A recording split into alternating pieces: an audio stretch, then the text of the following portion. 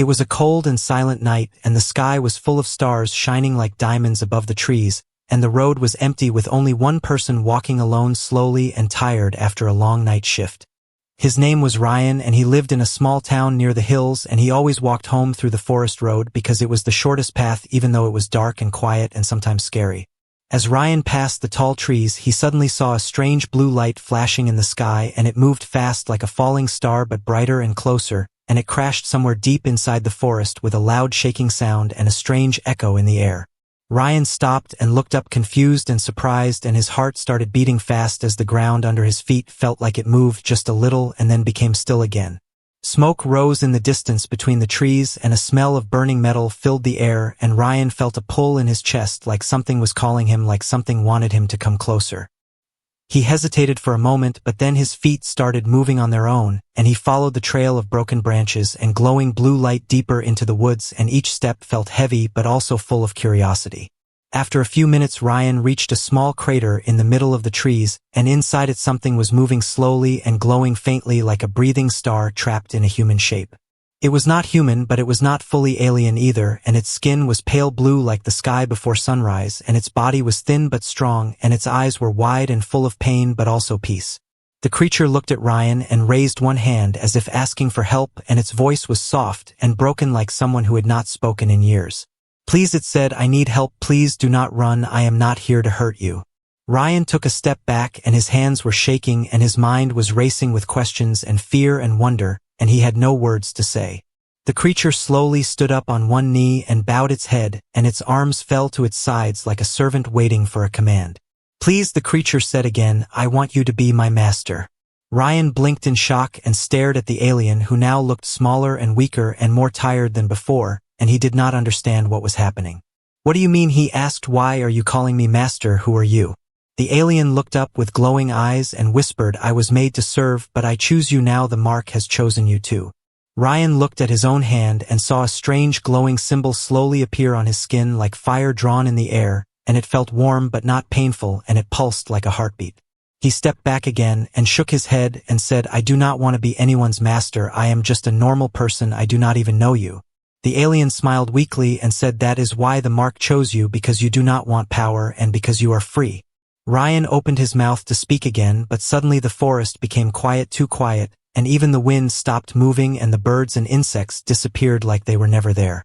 The alien's face changed and its eyes widened in fear, and it grabbed Ryan's arm and whispered very fast and very low, "They are coming. We must run now, or it will be the end for both of us." "Who is coming?" Ryan asked, his voice shaking. The alien leaned closer and said something that made no sense but also felt true. "You are not a property anymore, and they do not like that." Ryan felt the ground vibrate again, and from behind the trees dark shapes moved like shadows with glowing red eyes and metal arms, and they were getting closer fast without sound. The alien pulled Ryan, and they both ran into the forest deeper and deeper with the sound of breaking branches and the smell of smoke following them, and the night sky above them slowly turning darker as if watching. In his heart, Ryan knew this was just the beginning and nothing would ever be normal again. The mark was real, the alien was real, and something much bigger was waiting just ahead. And still the alien's words echoed in his mind like a forgotten truth. "I want you to be my master. But you are not a property. You are something more." The night was not over yet, and the forest still whispered secrets in the dark, and somewhere between trees and fear and stars a boy, who was once just normal, had become something else. Ryan was running with the alien beside him, and the sound of breathing was louder than the wind, and the red eyes were still chasing them with no rest and no mercy. His feet hurt and his lungs burned, and yet he could not stop because behind him came death, or maybe something worse. The alien's grip was tight like chains of light, pulling him forward and guiding him through hidden paths as if the forest knew the way, or maybe the alien was calling it somehow. Suddenly the trees ended and a cave opened in the hillside like a mouth waiting to speak secrets, and they both jumped inside, and the alien sealed the entrance with a wave of his hand, and strange light covered the rocks like living skin. Now the cave was silent and safe for a while, and the alien sat down breathing heavy and his eyes glowing faint blue like calm fire. Ryan looked at his hand again, and the mark was still there, glowing slowly like it was alive and watching and waiting. "What is this mark?" he asked, his voice low and broken. "What does it mean?" The alien looked at him for a long time without speaking and then said softly in a voice like old stories, "The mark is ancient, older than time, older than memory. It is the sign of the true masters, the ones who once ruled the stars." Ryan shook his head. "I am not a master. I do not want to rule anything. I work at a gas station. I am not special." "That is what makes you worthy," the alien replied. "Not all who shine are bright, and not all who bow are weak." Ryan sat down confused and tired, and the cave felt like a dream or a prison or both, and he looked at the alien with 100 questions hiding in his eyes. "Why did you choose me?" he asked. The alien closed his eyes for a moment and then said, "I did not the mark did, I only followed it." Ryan touched the glowing symbol on his skin, and for a second, he saw something that was not real and not fake, either a vision of stars falling and cities floating and voices calling his name in languages he never learned. He pulled his hand back and gasped, and the alien nodded slowly. "The mark is waking your memory, not of this life, but another. You were not always human, at least not just human." Before Ryan could speak again, a sudden beeping sound filled the cave, soft but urgent like a heartbeat warning of danger. The alien stood up and his body became tense and ready and his eyes scanning the cave walls. "They found us," he said. "We must move now." "But where?" Ryan asked. "How do they find us every time?" "Because of the mark," the alien said. "The same thing that chose you also calls them." "Then erase it," Ryan said. "Get rid of it." "I cannot," the alien replied. "It is in your blood now, in your breath, in your very bones." Ryan stood up angry and scared. "I did not ask for this. I just wanted to walk home. I just wanted a normal life." "And now the stars want you back," the alien said quietly. Suddenly the cave shook slightly and dust fell from above, and the glowing shield at the entrance flickered for a second. "They are breaking in," the alien whispered. "I can hold them for a few minutes, but you must go. There is a tunnel behind you. It leads to the old watchtower. You will find answers there." "I am not leaving without you," Ryan said. But the alien smiled faintly. "You must. You are the key. I am just the door." With heavy steps Ryan turned and found the narrow tunnel and crawled inside, and behind him he heard the alien's voice one last time.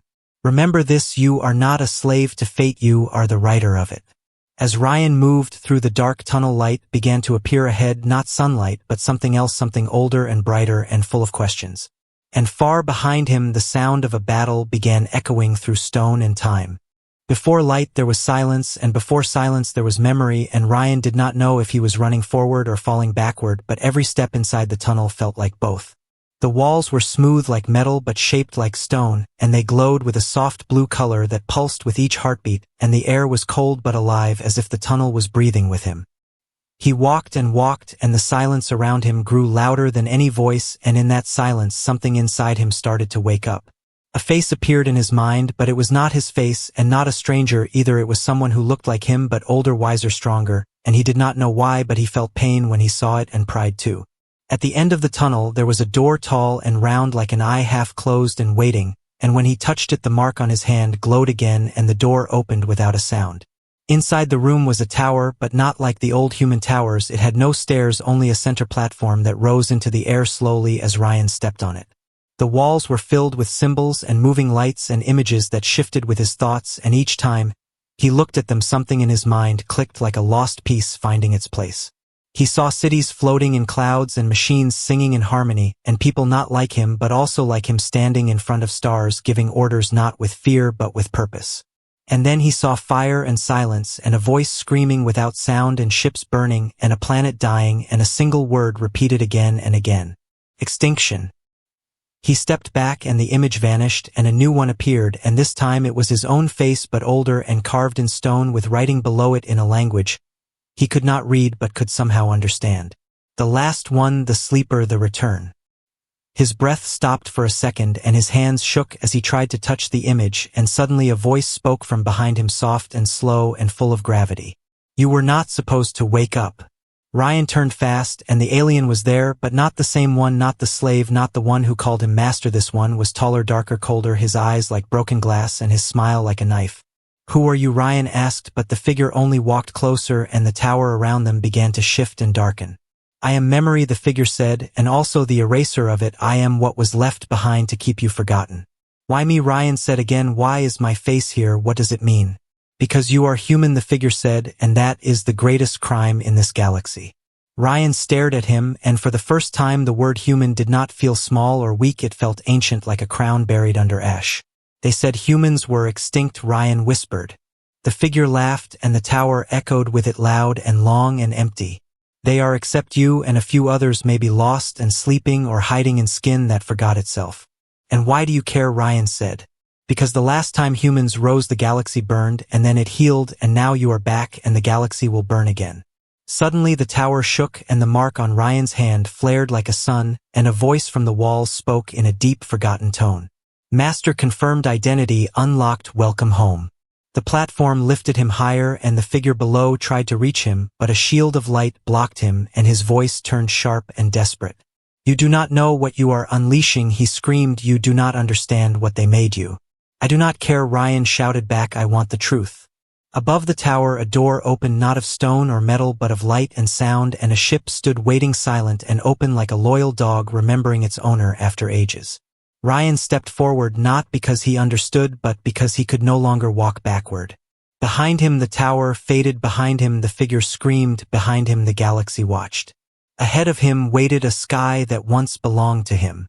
The pod landed hard on the frozen surface of an unknown moon, there was light, and before light like a blanket thrown over a scream. Elliot, but in the bones and blood aching his mind, fogging the cracked glass of the pod window. Ryan stood at the center of the ship, and the floor beneath him was warm like skin, and the walls moved like water. Sarah opened her eyes slowly and looked around confused. The ship did not ask him, she said, who he was dry. This is not on the map. The moment he entered the door, emergency behind him without noise, he had done it on purpose. He knew they could track a heartbeat rising from deep inside the metal. This place was lost, erased from the colony. He looked around and saw no screen, no button, no control mining operations years ago, glowing with a strange calmness. They stepped outside, air was sinking into the cold dust, the wind sharp like knives. We have waited, but the silence Ryan placed his hand on the wall, the area, found an old bunker buried under ice, and the doors responded like it had taken its first breath. After he entered the override, and the door creaked open. A circle of light formed under his feet and rose around him, scanning his body slow as they stepped older like a touch everywhere. Metal walls. Then the voice came soft, low, and older than language. Was a secret of master code, verified human strength. Here they were hunted and hiding inside a ghost made of wires. Ryan stepped back, his heart pounding. Sarah looked around, her body wide with confusion. I am not a master, he said. Elliot said nothing, but he felt it. The ship something was wrong. Here something old, feeling you do not need to know. They walked through narrow halls, past broken cameras. Suddenly the lights changed and thousands of symbols like they floated in the air. Around found the central room where bodies still sat in chair skeletons in uniforms. One of them holding a photo of a child and a note that said, Ryan saw images not in front of him, but inside his mind. Battles, a whisper, what empires rising and falling. Elliot moved to the main console, connected his pad, and downloaded the last and a command files loaded slowly. Old files from a failed mission backed confidential unauthorized. He fell to his knees and held his head as the memory storm passed through him, and when it stopped he was not the same. He kept reading each word heavier than the last Earth, and his eyes tried to create hybrid soldiers not right here using alien DNA and human test subjects. This ship is alive, he said, something else, something that broke the lab from the center of the ship. A console rose like a flower. This is where they started, he said. In its heart was a crystal glowing with the same color as his mark. Sarah stepped back, eyes wide. No wonder the entire ship lit up, and a map of the galaxy unfolded in the air, showing stars and routes and locked zones. Elliot was about to answer when the alarm blinked again. Motion detected outside, human eye, but it was not the alien ship, not the hunters from before. The ship responded. The ID signature was human Earth. The final shuttle inbound masters your inheritance. He stared. Suddenly an alarm echoed through the ship. How did they get here? Flashed in red. Sarah's voice cracked. Maybe they were never far. Maybe someone on your side was watching. Ryan turned toward the window. The door shook once, then twice, then burst open toward him. Their shape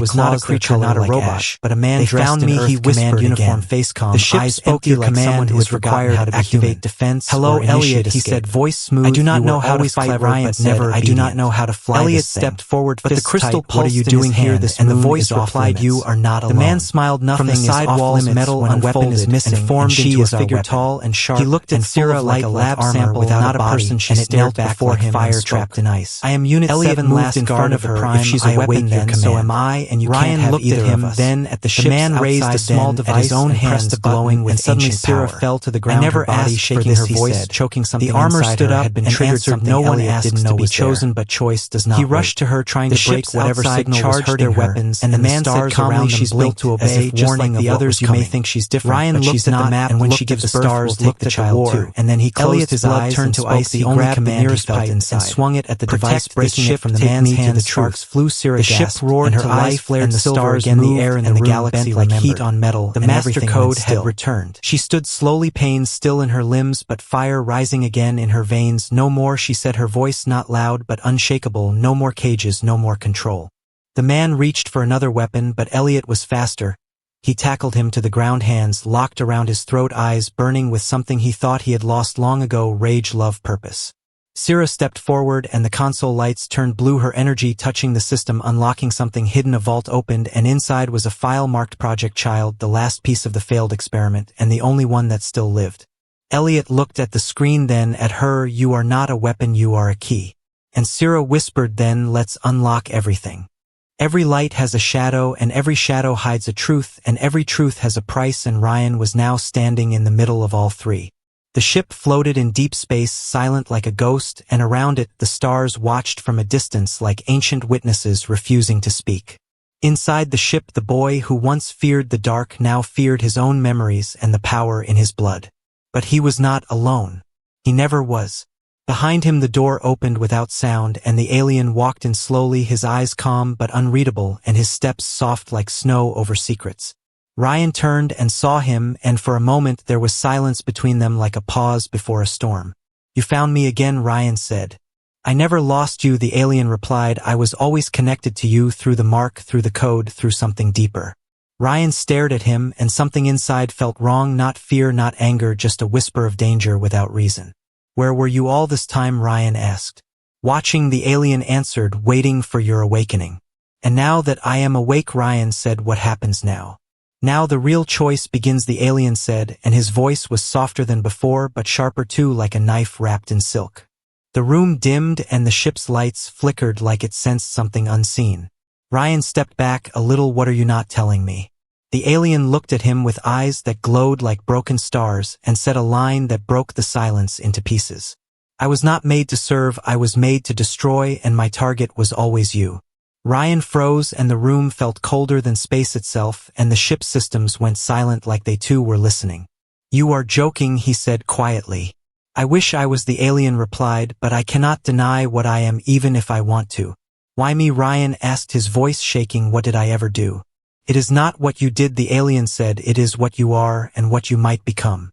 A memory unlocked and Ryan saw flashes of laboratories, of chains of scientists with no faces, of a machine being built with skin like light and eyes like his. He saw the alien standing still as needles entered his brain, as voices whispered commands, as screens flashed one name over and over. Target Ryan. You were made for this, Ryan whispered, not to serve me, but to end me if I ever remembered. Yes, the alien said quietly, and yet here I am still not killing you. Why not? Ryan asked, angry and hurt. Why are you waiting? Because I broke the code, the alien said, because I chose you not as a master but as a reason to fight what they made me. Then who are you? Ryan asked, a friend, a weapon, a lie. I do not know, the alien replied, maybe all, maybe none. Suddenly the ship alarm screamed and red lights filled the hall and the defense system spoke. Hostile code detected, core sabotage imminent, warning, threat level high. Ryan looked at the alien and the alien looked down at his hands glowing red, not by choice but by design. They programmed me to self-activate when you touched the master core, he said. They planned it from the start. So I was never meant to survive, Ryan said. I was just bait. And I was just the blade, the alien said, but now the blade refuses to cut. He fell to his knees, holding his head as pain exploded inside him and symbols appeared on his skin, lines of code, trying to take control again.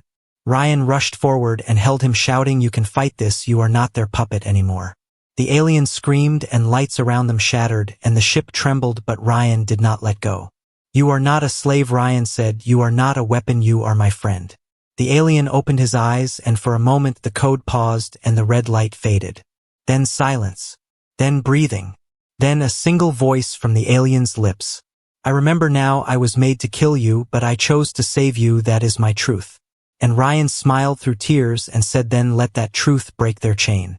The ship calmed and the alarm stopped and a new voice spoke. Override, accepted, slave protocol broken, free will granted. And in that moment a weapon became a soul. Fire does not ask permission to burn, it only waits for the right wind, and now the wind was here and the fire had a name. Ryan. Across the stars his face was unknown, and yet his name moved through secret systems like a whisper through locked doors, not a weapon, not a ruler, just a word with weight. Hope. The Empire did not see him coming because it never imagined a human could rise again, not from memory, not from dust, and certainly not from a dying slave's choice. But the code was broken, and once broken it could not be caged again. Inside the ancient ship, Ryan stood with the alien beside him, and they were not master and servant anymore. They were spark and flame, they were question and answer, they were war and peace in one breath. They had found a signal buried deep under the system logs, something the Empire missed, or maybe something it feared so much it buried it under false history. The Freedom Protocol. It was not a weapon or a map or a fleet, it was something smaller and more dangerous. It was a virus not for machines but for minds. Written by the last true humans before extinction, designed to awaken memory, to burn away obedience, to remind those who kneel that once they walked upright. Ryan looked at the file glowing in front of him, pulsing like a heartbeat waiting to be sent into the Empire's network. "Are you sure this will work?" he asked the alien. "No," the alien replied, "that is why we must try." He reached forward and placed his hand on the control, and Ryan placed his hand over his, and the mark glowed, and the ship responded with a single word. "Transmit."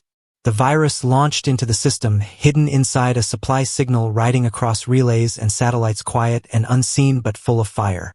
It reached the outer colonies first, where slaves worked with blank eyes and heavy limbs, where machines whispered orders and silence was called peace. One by one the eyes began to flicker, the hands began to pause, the silence began to break. "I remember," one said. "I feel," another said. "I refuse," a third said. And then the chain cracked. Across mining moons and prison stations and forgotten planets, the slave units began to change. Some ran, some froze, some knelt and whispered strange words like names they had lost. But a few stood. And when they stood, they looked up at the sky, not for commands but for direction. And the signal spoke again, this time with a face. Ryan. His message was simple, not a speech, not a threat, just a truth. You were not made to serve, you were told to serve, and that is not the same. The Empire saw the change, and it moved fast, faster than any system should, and its ships left their stations like knives in flight. They found the source, they traced the virus, and they came for Ryan. But he was not running anymore. He had found a base inside a dead moon, one that once belonged to old human generals, and there he waited, and there he trained those who answered his signal. Slaves who now called themselves rebels, machines who now asked for names, not serials, and a few strange faces who claimed to remember Earth not as a planet but as a promise. And still beside him stood the alien, once a weapon, now a brother, with hands that once obeyed, now building the rebellion piece by piece. "They will crush us," the alien said. "Maybe," Ryan replied, "but we will not kneel." The Empire sent a message, one last warning: cease transmission, surrender identity, accept deletion. Ryan smiled and sent only one word back. Rise. And the galaxy began to move. In a place where stars had no names and justice had no voice, a boy, who never wanted a throne, now stood before the rulers of the galaxy, wearing no crown and carrying no sword. They called it a trial, but there were no questions, only accusations spoken by cold mouths and echoed by colder machines. The courtroom was not made of walls, it was built from memory, from regret, from fear, and from silence, and Ryan stood at the center, not as a criminal but as a mirror. The Empire's council sat above him, shadows behind light, speaking through screens with voices that sounded like law but felt like chains. "You are human," they said. "Yes," Ryan replied. "You spread rebellion," they said. I reminded them who they were, he answered. "You carry the master code," they said. "I carry choice," he whispered. And then they paused, not because they were finished, but because something had changed. From every corner of the hall, slaves stood up, machines rose, aliens turned their heads one by one, as if hearing a call not from outside but from inside. The alien who once called Ryan master stepped forward without fear and spoke not to the council but to all. He could have ruled, he could have commanded, he could have become the thing they feared most, but he did not. He chose freedom even for those who once obeyed him. That is what makes him dangerous. And also what makes him true. The council ordered silence, but the silence would not listen anymore. Because now silence belonged to no one. Ryan looked up, not to the council, not to the crowd, but to the sky visible through the open dome, and he spoke not with anger, not with pride, only with truth. "I do not want to be your master. I do not want to be your leader. I do not want to sit above anyone. Because no one belongs below." The room broke. The system cracked. The empire that ruled through fear had no answer for someone who wanted nothing. The chains shattered not with fire but with understanding. And one by one they dropped their titles, their codes, their protocols, and stepped forward, not as enemies, not as soldiers, not as followers, but as equals. The trial ended not with a sentence but with a silence that meant something new. Peace.